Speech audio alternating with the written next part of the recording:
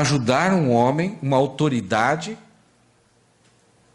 que tinha se convertido, que estava recebendo notícias de que os líderes do caminho, os líderes que proclamavam a mensagem da ressurreição do reino, essa nova mensagem que está saindo dentro do judaísmo e alcançando os gentios, esses líderes têm sido têm sido mortos, têm sido presos, têm sido perseguidos, têm sido apedrejados. Naquela época, quem é perseguido, morto, tanto por judeus como por autoridade de uma cidade e tanto pelos romanos, quem que era? Quando um grupo específico, pessoas semelhantes, que têm quase que a mesma identidade, em tudo quanto é lugar, são perseguidos, mortos, apedrejados, presos, qual é a sua conclusão inicial? Se o fundador, se o que deu origem a esse movimento, também passou por sérios julgamentos, por acusações, por motins, pessoas enraivecidas, que levaram as autoridades romanas a crucificá-lo, então não somente o fundador, aquele que deu origem, como os seus líderes e seguidores, são, numa análise assim, bem distante, o que você concluiria? São ilegais, são criminosos, são transgressores da lei. Teófilo ouviu a mensagem simples a respeito de Jesus, que ele morreu para a nossa justificação e ressuscitou, e pela graça nós somos salvos. Então é uma coisa muito bonita, mas quando ele soube todo o contexto de o que aconteceu com Jesus e o que está acontecendo com essas pessoas que aderiram, que creram em Jesus, então surge a grande suspeita. Será que eu embarquei numa comunidade ilegal, uma comunidade transgressora, uma comunidade que está tentando fazer uma rebelião? Porque se isso for acontecer uma rebelião, eu estou num barco errado, esse barco vai pegar fogo, esse barco vai afundar, esse barco vai ser eliminado. Então, como autoridade, Teófilo não quer prejudicar a sua vida.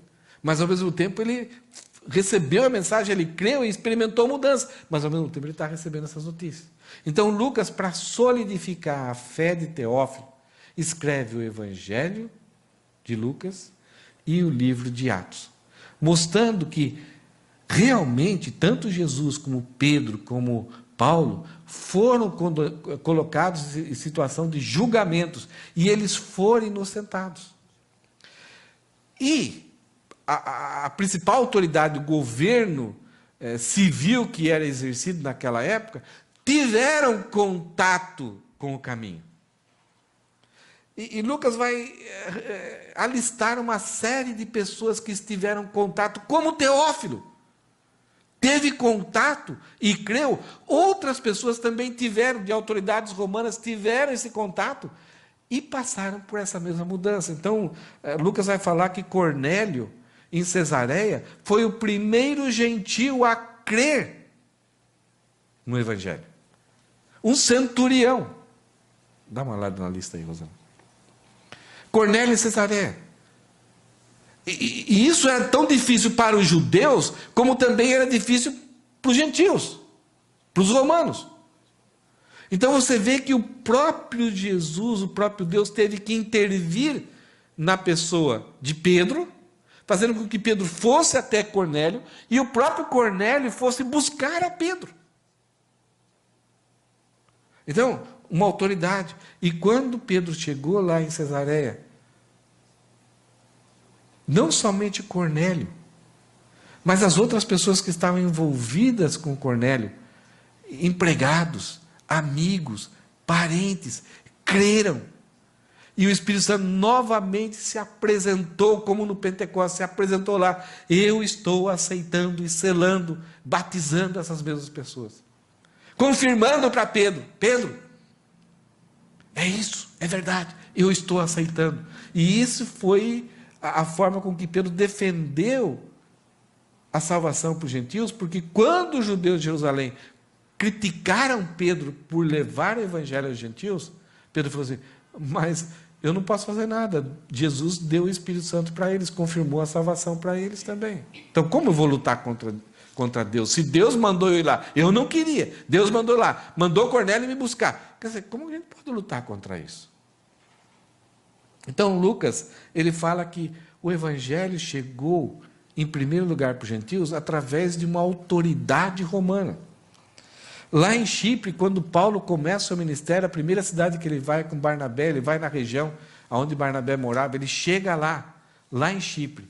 O evangelho tem contato com um procônsul, uma pessoa para governar temporariamente, itinerantemente, ali em Chipre. E esse procônsul teve contato com o evangelho e não houve condenação do evangelho. Lá em Filipos, os magistrados prenderam Paulo sem perguntarem qual a cidadania deles. Quando Paulo fala que no outro dia que eles prenderam Paulo, deram uma surra em Paulo e Silas, e depois no outro dia que quiseram libertar Paulo. E aí Paulo: puxa, vocês me prenderam sem nenhum julgamento e querem nos libertar? Nós somos cidadãos romanos. Eles ficaram apavorados. E ali, com essa atitude de Paulo, os magistrados passaram a ter cuidado e permitir com que a igreja se expandisse ali em Filipos. Nós temos Galho em Corinto, defendendo Paulo diante dos judeus rebeldes ali.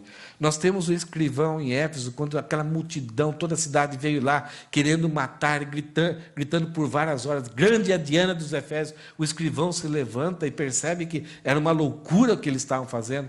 E através de palavras bem projetadas, bem faladas, ele livra Paulo daquela situação tão terrível. Nós temos aí Cláudio Lisas livrando Paulo, socorrendo Paulo, e querendo saber a verdade. E nós vamos ver um pouquinho mais de detalhes hoje. E depois nós vamos ver mais para frente, nos próximos domingos, o governador Félix e o governador tendo contato com Paulo, tendo contato com o evangelho, e quase chegando lá, não incriminando. E o próprio rei Agripa, o governador Festo, também inocentando ali Paulo. Então essas autoridades romanas tiveram contato com o evangelho. E foram beneficiados, alguns foram beneficiados, mas outros não quiseram a palavra. Então, Lucas escreve o livro de Atos para ajudar Teófilo a entender isso. E o que acontece é por causa da ilegalidade que as pessoas fazem contra Paulo, contra o Evangelho. Vamos lá para o texto, só para ver o que a gente pode aprender desse texto hoje. O texto, ele é simples, é uma história, parece que não dá para a gente aproveitar nada dele, mas no versículo 23 está essa condução coercitiva, né? Isso no Brasil já está sendo falado muito, né? De repente a Polícia Federal chega numa casa de algum político, pega ele, algema ele e leva coercitivamente. Então conduz ele para uma investigação, para uma prisão, para perguntas, para interrogatório. Então aqui há uma condução coercitiva de Paulo. Vocês se lembram? Paulo está preso, sobrinho de Paulo chega lá na prisão, fala que 40 judeus fizeram um voto para não comer, para matar Paulo. Esse garotinho, então, é levado por um soldado, por um oficial, até o comandante Cláudio Lisas e relata isso. E Cláudio Lisas, então, vai tomar essas providências do versículo 23. Pediu para o garotinho não falar nada com ninguém. Então, versículo 23. Então, o comandante chamou 2 de seus oficiais e ordenou: preparem 200 soldados para partir a Cesareia, que ficava a 121 quilômetros ali de Jerusalém. Hoje, às 9 da noite, levem também 200 lanceiros e 70 soldados a cavalo. Providenciem um cavalo para Paulo e levem-no em segurança ao governador Félix. O que Jesus falou para Paulo? Você vai para Roma. Ele está em Jerusalém, está preso. 40 homens judeus fizeram um voto entre si de que não comeriam sem antes matar Paulo. Situação terrível. E eu inventar a história: Cláudio Lisas, nós queremos ouvir ele mais lá, traz ele aqui para o o Sinédrio novamente, mas a ideia é que no meio do caminho eles pegassem Paulo e matassem, e aí correndo perigo até de morrerem. Tanto era a ferocidade, aquele objetivo de matar definitivamente Paulo. E aqui, por causa de um garotinho, descobre, ouve isso, vai até o comandante então providencia um encaminhamento gratuito de Paulo para Cesareia. Cesareia era uma cidade um pouco ao norte, 121 quilômetros de Jerusalém, e era a capital romana na Palestina. Era onde tinha todo o exército, tinha as autoridades políticas, os magistrados, tudo aquilo que você queria, que tinha a ver com Roma, registros civis, tudo aquilo que era política romana ali na Palestina. Lá em Jerusalém, por causa das festas, havia uma contingência muito grande de soldados, mais de 1000 soldados por causa das festas, e Cláudio Lísias estava como comandante. Então, diante dessa situação, desses 40 homens querendo matar Paulo, Cláudio Lísias chama 2 oficiais e pede para eles levarem 200 soldados, mais 200 lanceiros e mais 70 homens a cavalo. Total de pessoas que foi nessa caravana para Cesareia, quantos foram? Total.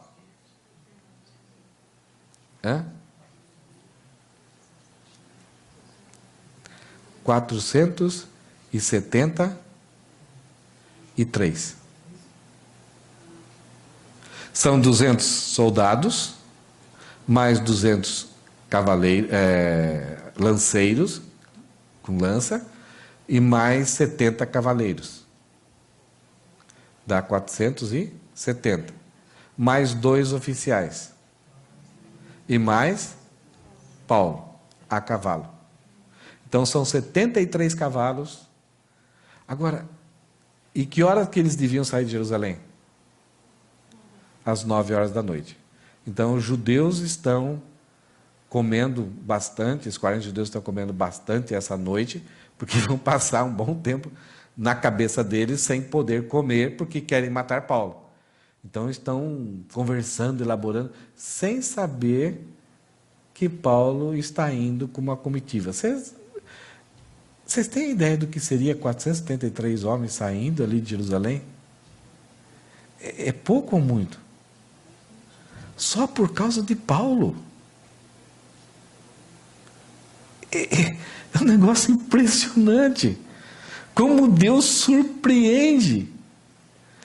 Deus falou para Paulo: Paulo, você vai para Roma. Gratuitamente. Com toda a segurança. Como prisioneiro, é claro. Mas com uma comitiva, com guarda-costas. Tem uma certa ironia de Deus. Aqui. Aí Paulo, quando viu, falou: caramba, nunca imaginaria que eu ia para Roma. Deus já está levando eu para a cidade romana aqui na Palestina. Então, eu vou chegar na Cesareia e já vou para Roma. Paulo não sabia. E ele vai descobrir depois que a história vai ser um pouco diferente. E a ideia de Cláudio Lísias aqui é providenciar um cavalo para Paulo e levem-no em segurança. Então, esse era um critério que Cláudio Lísias está respeitando, está dando atenção por causa de Paulo ser cidadão romano, não porque ele comprou a cidadania, mas ele herdou isso dos pais dele. Então era uma coisa muito preciosa. E Cláudio Lísias, ao mesmo tempo, quer escapar da responsabilidade. Eu mando para Félix, que é um governador, é uma instância superior, e eu escapo desse problema. O problema foi transferido para uma outra pessoa. Então, Cláudio Lísias está preocupado também com ele. E, ao preocupar-se com ele, ele está fazendo um grande favor para Deus. É interessante isso, né? Quando Deus quer realizar alguma coisa que os homens querem fazer contra, vem um garotinho que sabe da história, vem um comandante medroso, que acaba facilitando e fazendo com que os projetos de Deus não custem nada. É incrível isso. E aí, para formalizar todo esse processo jurídico, Cláudio Lísias vai escrever uma carta. No versículo 25 está escrito o seguinte: Em seguida, escreveu a seguinte carta ao governador. A gente não sabe como Lucas teve acesso a essa carta. E Cláudio escreve o seguinte: de Cláudio Lisas ao excelentíssimo governador Félix. Né? Governador e tal. Então, você conhece como funciona essa questão de exército, de politicagem. Né? No Brasil, os caras xingam excelentíssimo ladrão, né? Excelentíssimo corrupto. Né? Eles se xingam e ainda chamando de excelentíssimos. Mas ele, né, está um subalterno, ele escreve, né, de Cláudio Lisas ao excelentíssimo governador Félix. Saudações. Este homem foi capturado por alguns judeus que estavam prestes a matá-lo quando cheguei com meus soldados. Ao ser informado de que ele era cidadão romano, transferi-o para um lugar seguro. Então levei-o diante do Conselho Supremo dos Judeus para investigar o motivo das acusações. Tudo verdade? Entenderam aqui? Ele está fazendo um resumo do que aconteceu. Este homem foi capturado pelos judeus. Isso é verdade. Né? Os judeus da Ásia, quando reconheceram Paulo lá em Jerusalém, esse é o cara aí, é ele, ajudem judeus, vamos pegar ele, vamos matar ele. E aí partiram todo mundo que tinha ouvido esse boato de que Paulo estava destruindo o povo judeu e queria destruir o templo. Então eles partiram para cima de Paulo, e aí alguns da Torre Antônia, quando viram aquilo lá, informaram o comandante: está tendo uma confusão lá. E quando chegou os soldados e o comandante chegou, viu que o centro da confusão era Paulo, pegaram Paulo e colocaram até em cima assim, os judeus querendo matar Paulo, e ele levou para a Torre, ia levar para a prisão lá, porque deve ser um agitador, deve ser um ladrão, deve ser alguma coisa. Na hora que ele está subindo, Paulo chega para o comandante: posso falar alguma coisa? E aí, pode falar. E aí, nas escadarias, Paulo vai fazer um discurso, todo mundo fica quietinho. Quando Paulo fala da ressurreição de Jesus, os judeus jogam poeira para cima e ficam... E Cláudio Lisas não entendeu nada. Já pegaram Paulo e já levou preso. E aí, para tentar arrancar a verdade de Paulo, Cláudio Lisas amarra ele e vai usar de açoites. Mas na hora que estão preparando, Paulo falou: vocês vão fazer isso? Eu sou cidadão romano. E aí o oficial saiu rapidinho lá: Cláudio, ele é cidadão romano. E aí Cláudio Lisas vem e confirma isso. Mas ficou sem entender por que então ele, sendo judeu, sabia muito bem, sabia discursar, tem essa adversidade com os judeus. Então Cláudio Lisas vai levar ele ao Supremo Tribunal dos Judeus, o Sinédrio. E lá, quando Paulo vai se defender, ele menciona: o problema meu com vocês é que eu creio na ressurreição. Como tinha fariseus e saduceus, eles se dividiram e começaram a brigar entre eles. Cláudio Lisas pegou Paulo e levou embora. Então, na cabeça de Cláudio Lisas não está entendendo mais nada. Então, ele faz esse relatório. Ele fala o seguinte: esse homem foi capturado por alguns judeus que estavam prestes a matá-los. Isso é verdade. Quando cheguei com os meus soldados. Então, você vai ver que a conversa de Cláudio Lisas aqui tem um tom de exaltação própria, de que ele é eficiente, de que ele tem iniciativa, ele é vigilante, ele cuida das coisas. Acho que você nunca viu alguém desse jeito, né? Quando cheguei com meus soldados, ao ser informado de que ele era um cidadão romano, ele foi informado por quem? Um menininho de 8 a 12 anos. Mas ele evita falar isso. Porque isso seria uma coisa ruim no seu currículo. Poderia ter... Ao ser informado, né, de que ele era um cidadão romano... Agora, desculpa, eu errei aqui. Ao ser informado de que ele era cidadão romano. Então, parece que Paulo recebeu uma informação, mas essa informação veio de quem? Do próprio Paulo, porque ele estava querendo bater em Paulo. Ele estava fazendo alguma coisa errada e Paulo avisou ele. E ele foi até beneficiado por Paulo. Mas é como se ele tivesse recebido uma informação assim, então ele teve a iniciativa de proteger. Aí ele transfere Paulo para um lugar seguro. Ele sempre vai falar coisas boas que ele fez. Então levei-o diante do Conselho Supremo dos Judeus para investigar o motivo das acusações. Versículo 29. Não demorei a descobrir que ele era acusado de algo relacionado à lei religiosa. Como não demorou? Ele Ele estava perdido. O texto de Lucas fala que ele levava para cá, fazia isso, fazia aquilo, e não entendia nada. É como se ele tivesse... Rapidamente eu descobri que o problema era esse. Não. Sem dúvida, agora ele fala uma verdade. Sem dúvida, nada que justificasse a pena de morte ou mesmo a prisão. Então ele dá o veredito. A opinião, a avaliação dele. Era um problema da lei deles, nada que justificasse o poder de Roma condenar Paulo à pena de morte ou mesmo assim a prisão. Versículo 30. Fui informado, porém, de uma conspiração, aqui do garotinho, para matá-lo. E aí ele vai falar uma verdade. E enviei-o de imediato ao Senhor. Então, naquela noite recebe, já falou às 9 horas, já prepara aí os 472 homens, aí se preparem, levem Paulo lá para Cesareia. Também informei aos acusadores que devem apresentar suas denúncias diante do Senhor. O texto de Lucas não fala isso, mas eu creio que ele fez isso bem depois que os soldados já estavam longe. Porque acho que os judeus, no outro dia, acordaram, vamos lá falar com Claudio Lisas. Aí, leva Paulo lá para o Sinédrio novamente. Fala, não está mais aqui, mandei ele para Cesareia. Se vocês quiserem falar tem alguma acusação, vão lá para Cesareia e façam isso ao governador Félix. Não tem mais nada a ver comigo. Então ele se livrou do problema que era Paulo. Então eu creio que aconteceu isso no outro dia. É interessante que tanto o Claudio Lisas, mas outras pessoas, para fortalecer a ideia de Lucas, também fizeram vereditos a respeito de Paulo, a respeito do cristianismo. Então, por exemplo, o próprio Paulo, no capítulo 25, versículo 8, ele fala, eu sou inocente. Eu tenho consciência limpa diante de Deus e dos homens. E várias vezes, pessoas vão afirmar, autoridades romanas, para mostrar que o evangelho é legítimo, que Paulo era uma pessoa que não merecia nenhuma condenação. Várias vezes, pessoas que têm autoridade vão falar, nada justifica a morte ou prisão, como Claudio Lisas falou.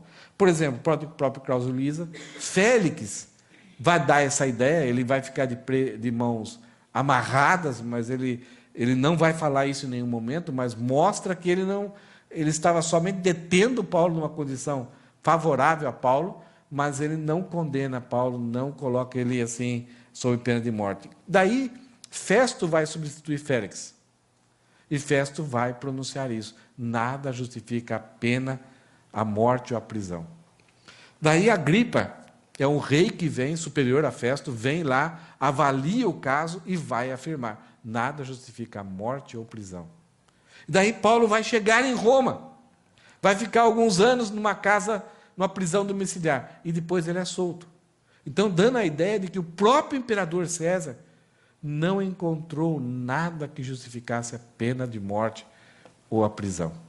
E isso dando liberdade. Aqui, o que vai acontecer nos próximos domingos, Paulo vai estar em Cesareia e vai chegar os judeus, as autoridades judaicas, e até um advogado vai chegar lá e vai acusar Paulo. E as autoridades vão olhar diante das acusações, diante da defesa de Paulo, e vão chegar a essa conclusão. Então é um texto que parece que não tem nada de espiritual. Não tem nada para ver com a nossa vida prática do dia a dia. Mas traz a ideia, tanto para Teófilo e para todas as pessoas que são cristãs, de que o cristianismo, ele é contra a cultura, ele invade esse mundo tenebroso, mas tudo aquilo que os cristãos genuínos fizeram, nada é transgressor. Nós estamos seguindo a verdade, aquilo que é certo, aquilo que é correto. E essa é uma forma de nós aprendermos de como podemos descansar em Deus, nos planos de Deus, diante da oposição. E a oposição, muitas vezes, na maior parte das vezes, vai se levantar contra o cristianismo, porque ela tem um alvo de atingir Deus.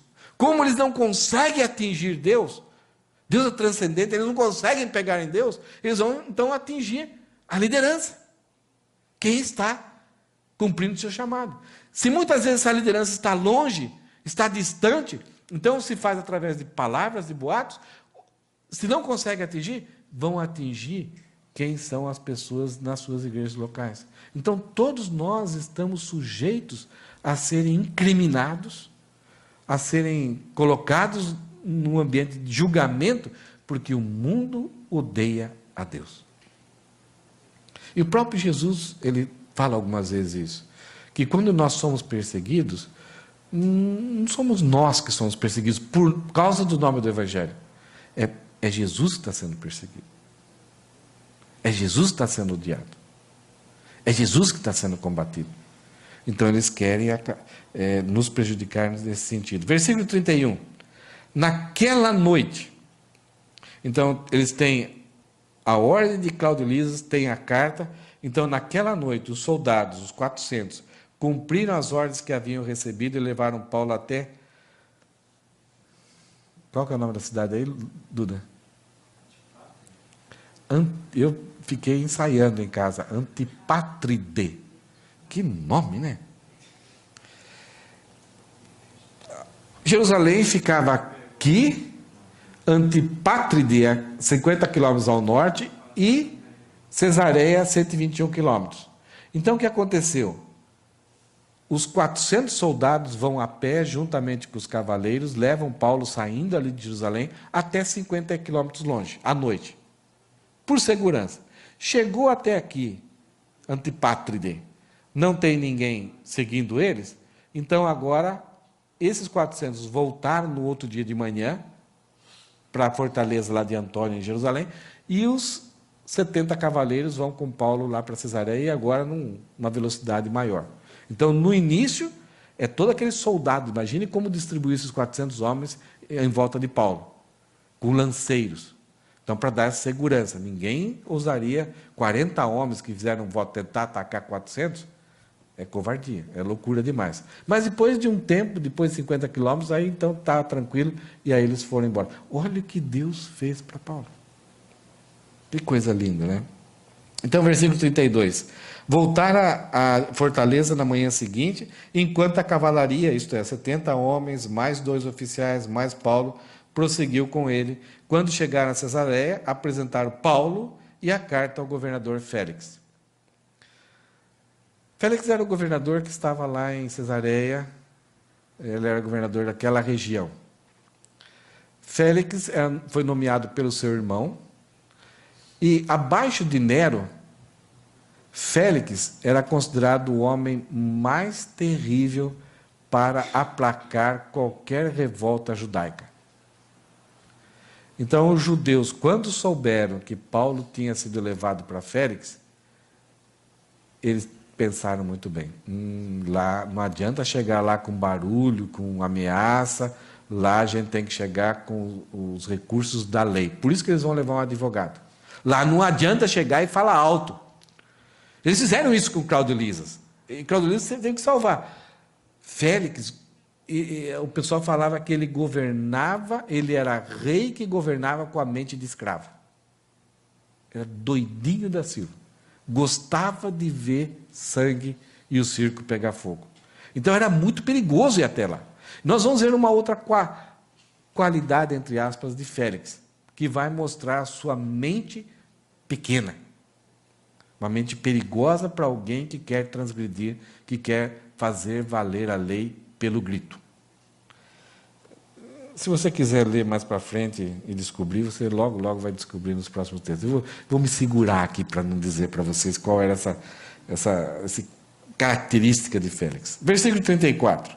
E é aqui que a gente vai encontrar alguma coisa muito estranha. Qual que era a palavra de Jesus para Paulo? Você vai para Roma. O caminho era passar em Cesareia, e para ir para Roma, o mais fácil era tomar um navio.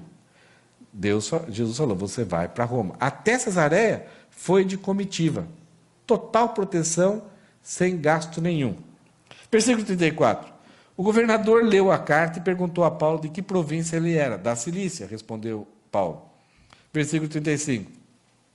Ouvirei, Félix está falando para Paulo, ouvirei seu caso pessoalmente quando seus acusadores chegarem, disse o governador. Em seguida, ordenou que Paulo fosse mantido na prisão do palácio que Herodes havia construído. Tranquilos? Fácil de entender? Félix, nesse sentido, age corretamente. Eu não vou ouvir você, depois ouvir outra pessoa. Então a lei romana era muito boa nesse sentido. Tem alguém que tem alguma acusação? Então vamos trazer as partes, vem aqui, vai ter os argumentos, vai ter defesa plena, direito de todo mundo. Então não é só ouvir uma parte e chegar lá, partir para cima da outra pessoa. Então vai ter as defesas, vai ter as provas, vai ter os argumentos.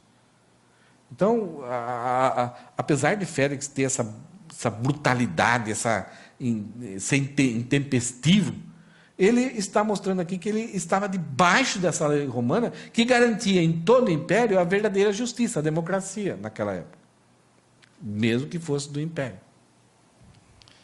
E aqui então Paulo vai ficar nesse palácio. Sabe quanto tempo Paulo vai ficar nessa prisão, no cárcere desse palácio que ficava num monte? Era algo que Herodes construiu. Herodes teve uma contribuição muito grande para a Palestina. Ele foi considerado, por isso que o nome dele é Herodes o Grande, por causa das suas monumentais e construções muito evoluídas para a época. Ele que desenvolveu essa questão de você construir um portal e fazer esse círculo, né? Já viu lugares? Para nós é uma coisa muito simples, mas para aquela época era um progresso muito grande. E ele desenvolveu tecnologias, assim, artes, né? Não sei como a gente podia falar isso, mas assim de fazer construções em rochas, em lapidar essas rochas e criar fundamento. Então era alguma coisa assim, tanto o Templo de Jerusalém, mas alguns palácios que Herodes construiu, era da coisa mais bonita. E se tornavam grandes fortalezas. E uma delas, aqui em Cesareia, a capital romana, Herodes construiu há muitos anos atrás, e depois ele já estava morto, Herodes o Grande. Ele constrói um palácio, com casas de banho, com sauna, com casas de verão, e com fortalezas, tanto para soldados vigiarem. Era um lugar quase intransponível, então, além de ser construído na rocha, eram de muralhas, então você tinha uma visão muito grande lá de cima, e as pessoas não conseguiam adentrar. Então, era perfeito. E Paulo vai para esse palácio e vai ficar aqui. Sabe quantos anos? 2 anos. 2 anos Félix vai deter Paulo nesse lugar. Mas Jesus não falou que ele ia para Roma? Ele não tem um chamado? Jesus não quer que ele vá pregar lá em Roma? Por que então Paulo fica detido sob o poder de uma autoridade romana? Isso que muitas vezes complica o nosso coração, a nossa mente. Então é muito bonito ver Paulo sendo conduzido por 472 soldados, como uma comitiva. Mas depois Paulo é colocado num palácio, em segurança total, ninguém podia chegar até lá. Ao mesmo tempo é bonito. Não é uma masmorra, não sei as condições das prisões naquela época, não eram muito boas, mas nesse palácio não eram tão ruins. E Paulo muitas vezes vai ser chamado para ter audiências com Félix. E depois de um tempo, Paulo, é possível pessoas estarem visitando Paulo, cuidando dele, suprindo suas necessidades. 2 anos.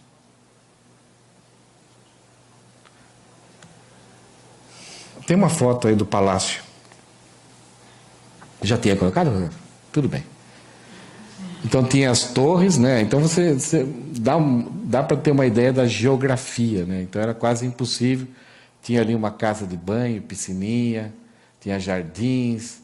Era algo assim fantástico. E Paulo está em algum lugar aí que tinha uma prisão que Paulo estaria. Então era prisão para pessoas assim que eram especiais. Então, até nisso, Deus considerou Paulo sendo especial para ele. Colocou ele numa prisão como sendo uma pessoa especial. Mas prisão é prisão. E aí, quando você é chamado por Deus, tem um chamado, que tem uma ordem, um aviso específico, nosso coração começa a duvidar. Será que foi pesadelo? Será que realmente Deus é soberano? Será que Deus é bondoso comigo? Ou Deus só quer ver eu sofrer? Então aí nós temos algumas perguntas para nós terminarmos. Primeira pergunta é: o que aconteceu com os 40 judeus covardes que fizeram voto? Quando chegaram lá para Claudio Lisas, e aí Paulo não estava mais. Será que eles morreram de fome? Homens que fazem esse tipo de situação são covardes. Estão mais interessados com eles, então eles lançam assim: não, vamos ficar sem comer. Mas bateu a fome, Paulo não estava ali. Né, fazer o quê? Né? Não tem jeito, né? Vamos pedir. Né? Então, é triste ver pessoas que têm muita empolgação, mas que fazem votos, tudo, mas são covardes, não cumprem os seus votos. E com o sobrinho de Paulo? Talvez quando Lucas menciona que o sobrinho de Paulo, os leitores, as igrejas daquela época, talvez conhecessem ele. Ah, foi você então? Ah, que legal! Puxa vida, Paulo cumpriu seu ministério, se não fosse você. Então, algumas vezes nós temos pessoas sendo mencionadas na história que cumprem o chamado de Deus, mas que não são conhecidas de ninguém. Mas que têm um momento de ministério extremamente importante e são fiéis, têm coragem. Esse garotinho teve coragem de falar para Paulo, teve coragem de comparecer diante do comandante e falar tudo o que tinha acontecido e cumpriu o seu chamado naquele momento. Eu creio que ele foi uma bênção para a sua igreja. Sem aparecer nas escrituras o seu nome, sem ser engrandecido. E eu quero conhecer esse garotinho. Você vai conhecer esse garotinho. Já pensou conversarmos com ele? Como é que foi mesmo? Quantos anos você tinha? E daí, o que você fez mais? Um garotinho de coragem. Uma pergunta que eu faço aqui, não para a gente respondermos, mas por que no tempo de Deus, algumas vezes parece que perdemos tempo de nossas vidas? Por que quando entregamos a nossa vida, estamos dispostos, Deus, eu quero fazer tudo tal, e aí Deus fala, tá bom, então vem comigo. E parece que a gente passa-se 1, 2 anos e a gente está quase que perdendo tempo. E a gente duvida desse controle soberano de Deus. De que Ele está no controle de toda a situação. Porque a gente quer ver logo, queremos ver resultados, queremos ver mudanças. E aí Deus fala, não. Está parecendo que você está perdendo tempo. Mas no meu tempo, nada é perdido. Terceiro, eu consigo entender claramente a providência de Deus e me submeto a ela com alegria.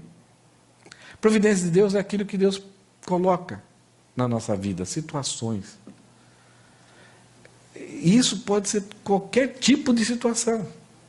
Vai para Roma, mas o que acontece é uma prisão. Oh Deus, o senhor falou que eu vou para Roma, e agora? Eu estou falando que você vai para Roma. Por que a prisão não pode acontecer? Por que ficar 2 anos não pode acontecer? Esse é o meu plano, não é o seu plano. Então, é difícil. Né? E aí, diante de até coisas que é necessário eu passar, experimentar, amadurecer, eu não sei porque as coisas acontecem, eu tento lutar pelos meus direitos. Brigar com Deus. Por que, Deus? Por que o Senhor está permitindo isso para mim? E aí, sabe o que Deus fala? A maior parte das vezes? Nada. Ele fica em silêncio. Não sei se divertindo, com a gente se esperneando, mas Ele quer que a gente renove a nossa confiança. Deus, tenho convicção do meu chamado, sei que a sua providência é surpreendente, sempre vai me surpreender, vai trazer coisas que eu não imagino, mas eu sei que tudo isso faz parte do seu plano e nada disso escapou antecipadamente do seu conhecimento. Para finalizarmos, tudo que a providência de Deus faz é bom para nós. Tudo. Nós começarmos o culto, a gente estava conversando com o Dudu e o Tiago ali, algumas coisas. Né, Tiago? Você sabia? Não dá para colocar, ó, Deus, eu quero que faça isso, isso, isso. É surpreendente. Coisinhas pequenas.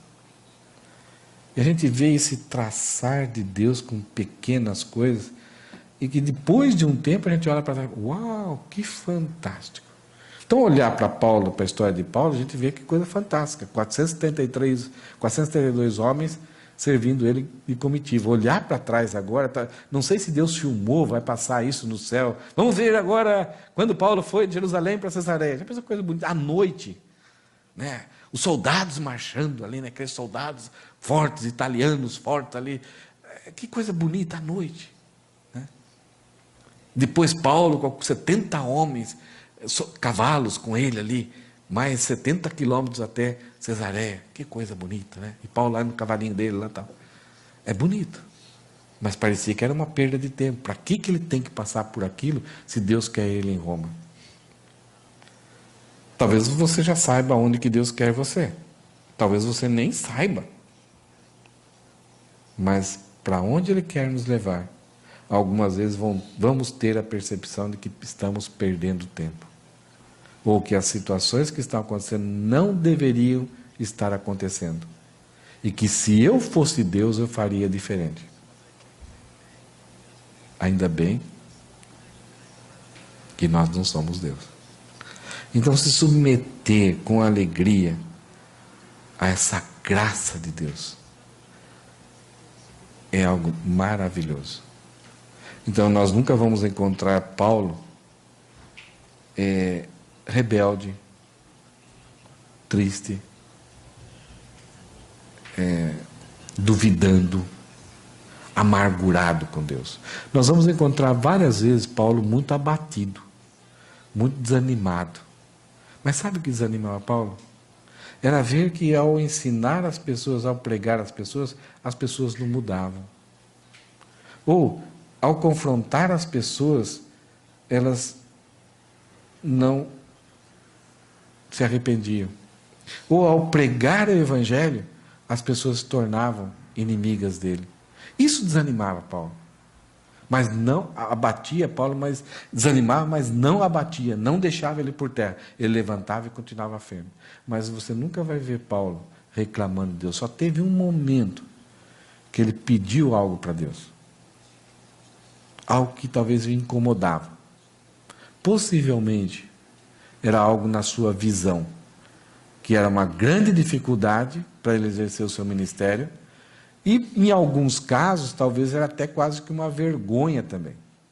Que foi o efeito do momento da sua conversão, que trouxe como se fosse uma inflamação nos seus olhos e uma quase cegueira. E um dia ele chegou para Deus e falou, Deus, não dá para ir resolver esse problema, vai me ajudar muito.